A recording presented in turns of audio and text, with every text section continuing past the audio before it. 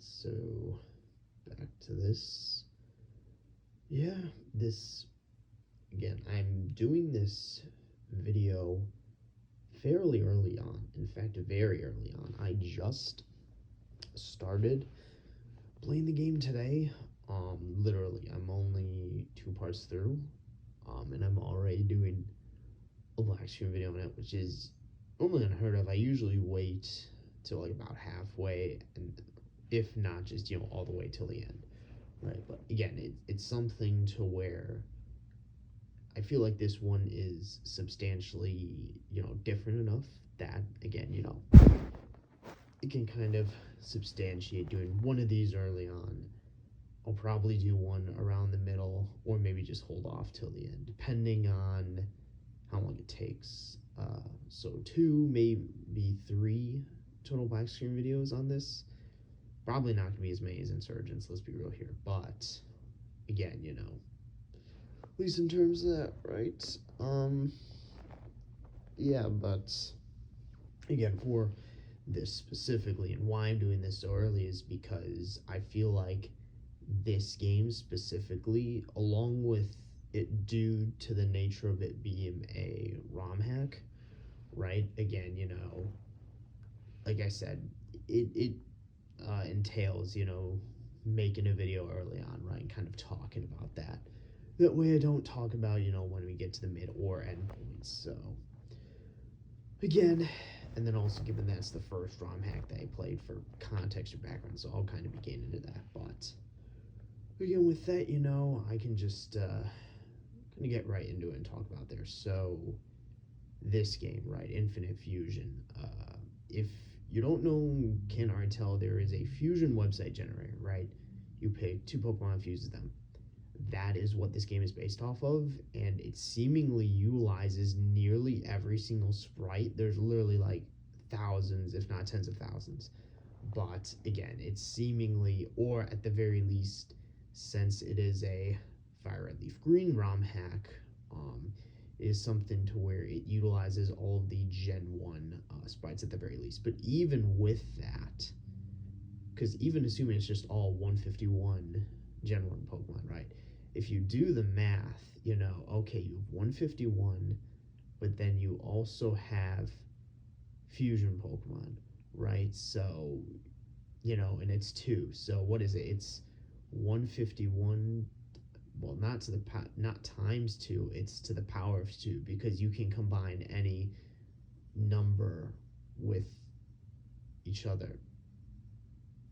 Granted, I may be actually just completely wrong there. I don't know, because that's a stupidly large number, or it's 152 times 152. Actually, no, it is 152 times 152 times another 152, simply because you can have 2 separate types of fusion. So it's a stupidly big number, right? Even if it's only that original 152, right?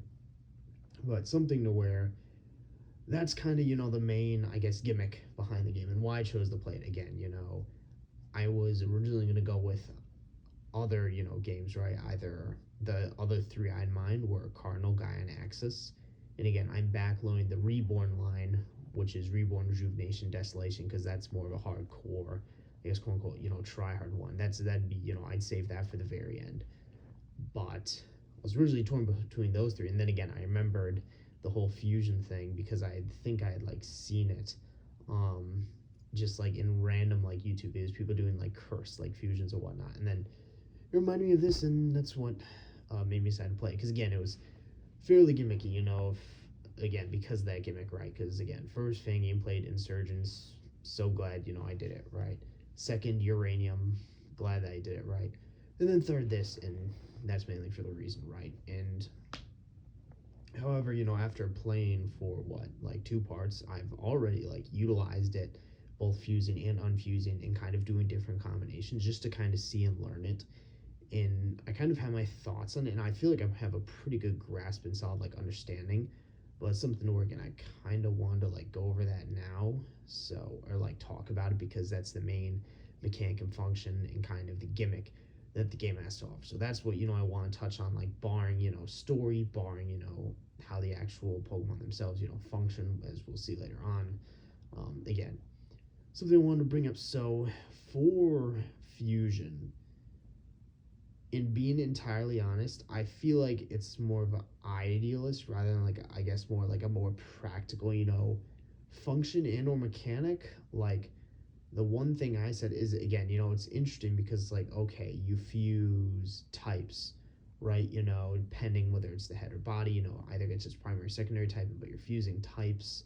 You fuse stats. Head, I believe, gets special attack, special defense, HP. Body gets attack, defense, speed.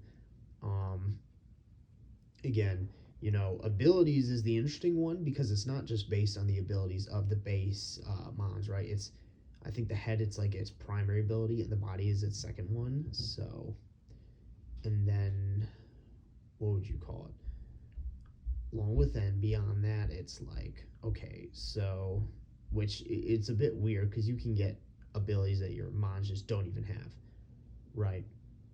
But along with that, and the next thing is that again the whole moves thing is weird because it learns both, and then when you fuse them, it's like they like lose some of the moves, and when you unfuse them, I don't know how they'll gain them back. Like you lose some as well, so it's a bit weird. But if you just never like unfuse them, it shouldn't be an issue. But I guess also if you have hard scales, it's just not an issue anyway. But again, so it's again, but it's something to where like that's kind of the baseline of it, And DNA splits is only what 300, and then seemingly every Pokemon can get fused, right? I assumed I didn't believe it'd be as accessible as it was. Not only can seemingly every Pokemon get fused, and you can buy the DNA splits for what like 300. You will encounter like trainers that have fused mons and then wild fused mons. We encounter that. I don't know how rare it is. We've only encountered one, but again, it's something to where it's like I did not believe it would be as accessible as it was. I knew it would be a mechanic, but I figured it would be along the lines of like Mega Evolution, but it's very clearly not. That it's just way more accessible. So, but again, right, kind of going over because I went over it, but kind of going over why I believe it's more of like an idealistic, thing, not more like super realistic or practical. I think the issue there is that again, you can try to like game it, make the gimmicky most like janky combination possible that'll absolutely like break the game. But the problem being that again, and due to the nature of Pokemon games and how they work with the story and progression development, that'd be something that you wouldn't really be able to do until later on when you have access to like a wider pool of